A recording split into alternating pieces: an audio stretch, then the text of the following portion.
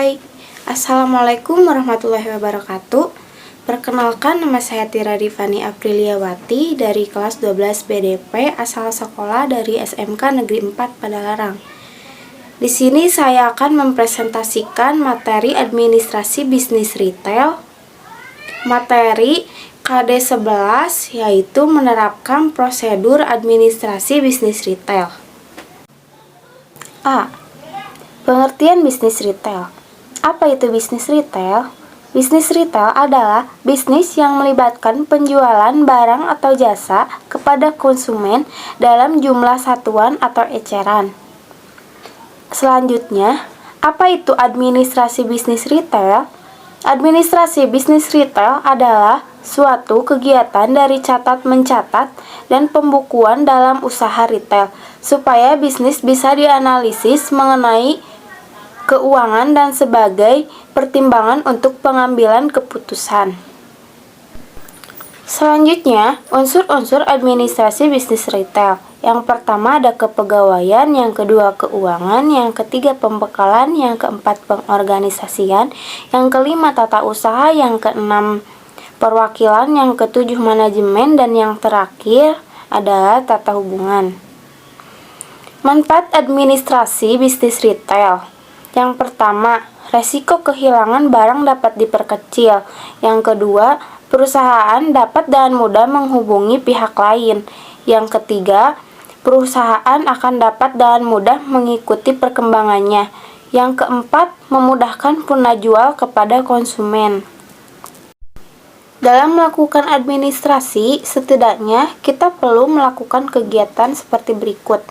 Yang pertama, mengolah. Artinya memperbanyak, menyalin, atau membuat informasi menjadi lebih baru sehingga lebih berguna. Yang kedua, menggandakan. Artinya memperbanyak dengan cara atau alat. Yang ketiga, mengirim atau menyampaikan dari pihak satu ke pihak lain. Yang keempat, menaruh. Artinya kegiatan meletakkan di tempat tertentu dengan maksud mudah untuk ditemukan kembali. Yang kelima, menghimpun, artinya mengumpulkan segala keterangan yang tadinya berserakan sehingga dapat dipergunakan. Yang terakhir, mencatat, artinya membuktikan atau membukukan berbagai transaksi atau berbagai keterangan. Selanjutnya ada berkas-berkas administrasi. Poin A, berkas pembelian. Yang pertama ada surat pesanan. Surat pesanan bertujuan sebagai penjamin keabsahan pesanan sekaligus meyakinkan supplier. Yang kedua, ada bukti persediaan, yaitu barang yang telah masuk atau berada di gudang akan dicatat pada kartu persediaan secara manual maupun dengan komputerisasi.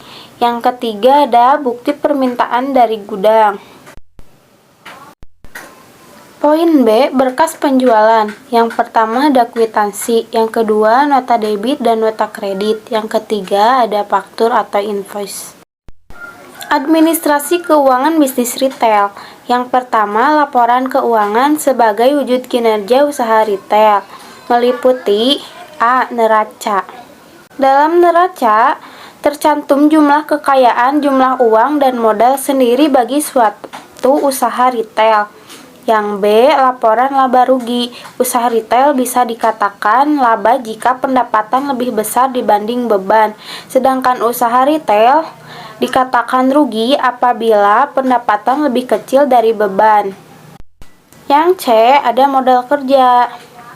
Poin 2, laporan administrasi keuangan, meliputi ada laporan mingguan, laporan bulanan, laporan triwulan, laporan tahunan.